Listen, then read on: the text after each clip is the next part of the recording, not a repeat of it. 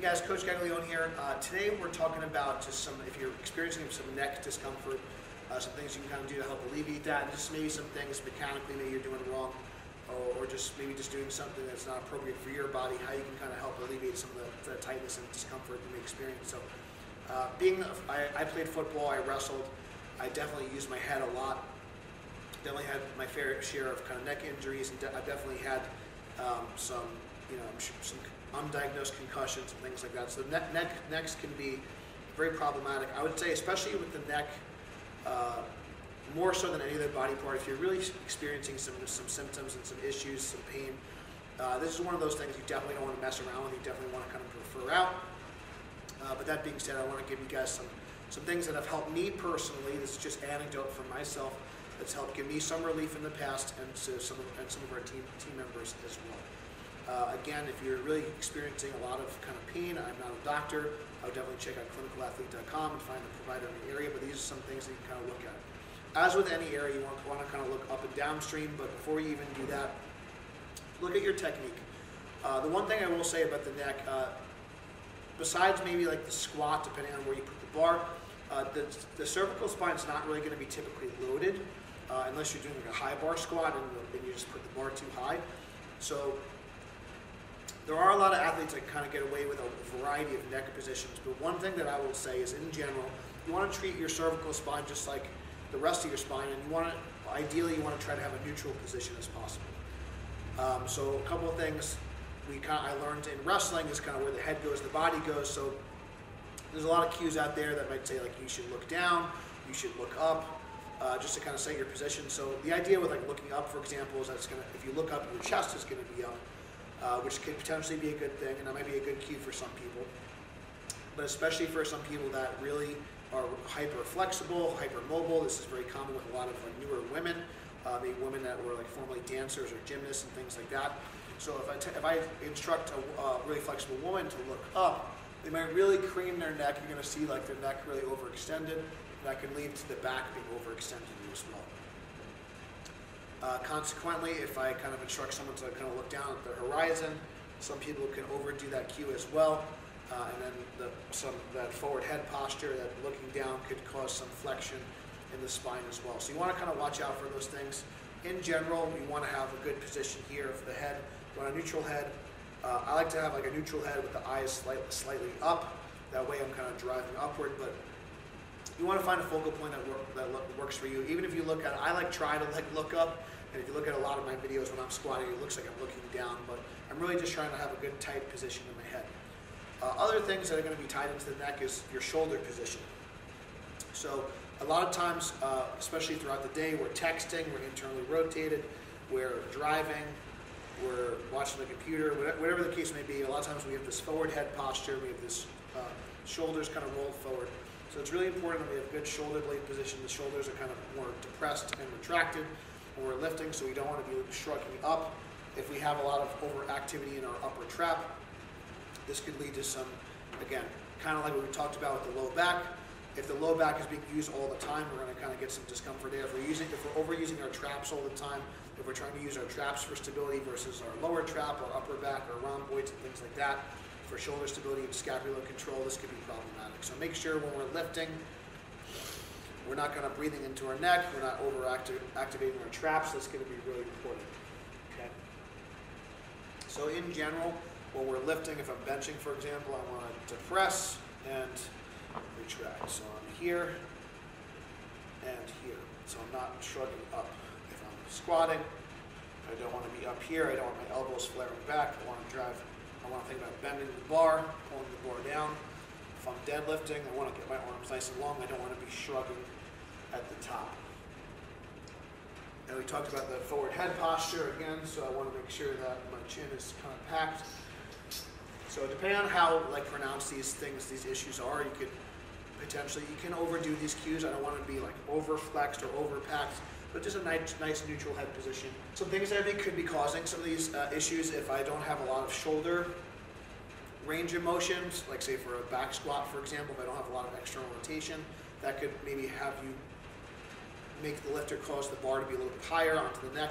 So making sure that we kind of have good mobility in our shoulders is going to be important, and our thoracic spine. So If you are having some neck issues, you should check your kind of range of motion, check your internal, external rotation of your shoulders, check your shoulder flexion, check your shoulder extension. So make sure your shoulders are moving properly. If you have some tightness or some restrictions in your upper body, again, you want to look up and downstream, so make sure that those areas are kind of all good. From a stability standpoint, any type of like retraction drills are going to be good. I'm also going to show you some drills to actually strengthen the neck. So one thing there's a lot of, let's say you're not even a powerlifter, maybe you're an athlete watching this, having a stronger, thicker neck is going to help prevent concussions and allow for safer training as well. So we're going to go through some chin tuck drills, and then I'm going to go through some kind of shoulder drills. So a couple of things that we could do just to strengthen the neck and kind of work on some awareness for positions. This is a little bit more advanced. This is kind of like a forward head posture. And I want to keep my shoulders down and back. And then I'm just kind of making a double chin. This is a supine chin tuck. So I come here.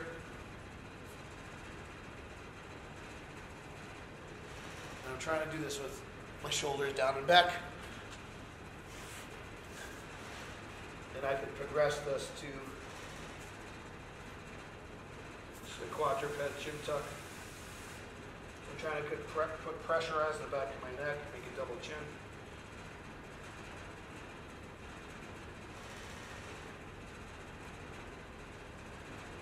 Okay. If I was really interested in training my neck, I'm an athlete. This is just something that's kind of a problem area. This is something that we would do with our wrestlers quite a bit. This would really be good for any field athlete. Anytime someone's maybe having they want to strengthen their neck, or maybe they want to have just some injury prevention for concussions and things like that. So this is just, I call it a band neck. Good morning. I learned this from Martin Rooney. We want to make sure the band is just above our ears. So I'm retracting my neck, and to make it a little bit harder, I can press the band out and then back in. So this might be a good place to start for some people. And I want to make sure my shoulders are down and back.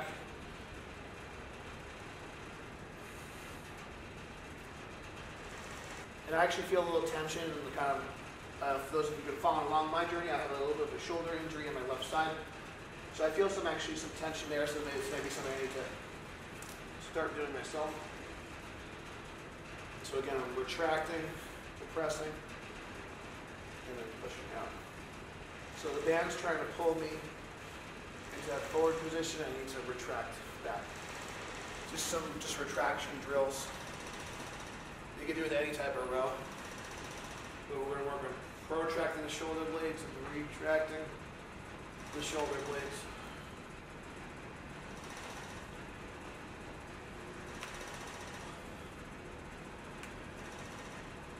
And we're going to do the same thing for compression. So we're going to work on locking the shoulder blades on the back. This also would be good to, if you want to kind of improve your pull-ups a little bit, you're a little weaker. But we're just going to work on retracting and compressing, and then letting go.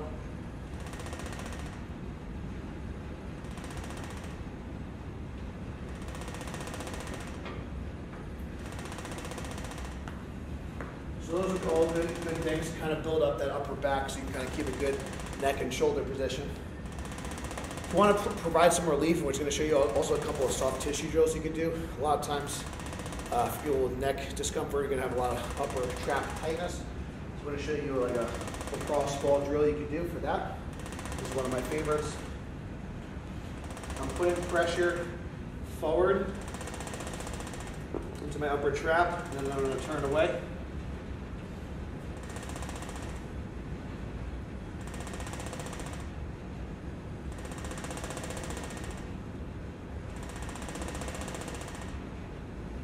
And then I'm going to go on both sides. So again, I'm putting pressure this way, and then I'm going to look away.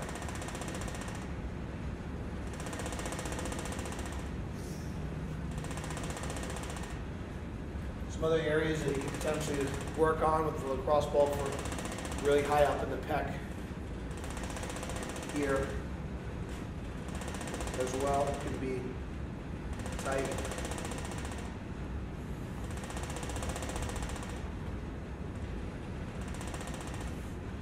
And that's tight for me, so I'm gonna have to do that a little bit more once we're done filming. And then the last one we're gonna show is with a roller. So you do your upper traps first. You get a little T-spine extension.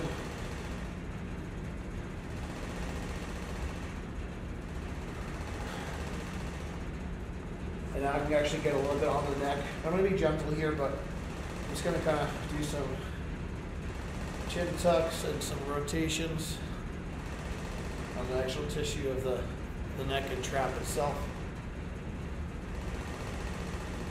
This feels pretty good for me.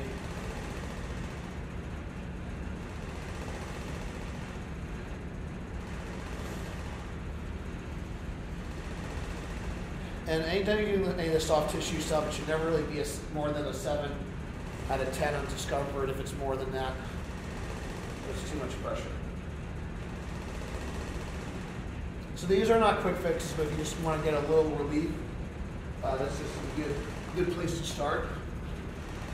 As with anything else, look at your technique, find an appropriate load, find an appropriate range of motion, and find an appropriate variation that allows you to train pain-free. Again, we're not doctors, but I hope this information helps you. I hope because a lot of times when you're training hard, you're going to have some bumps and bruises, you're going to have some discomfort. So I hope this information helped you. I know it's helped me out a ton. Thank you guys for watching. Definitely check out the links below. If the video helped you, please share it, please subscribe. And until next time, guys, stay strong, and we'll see you soon.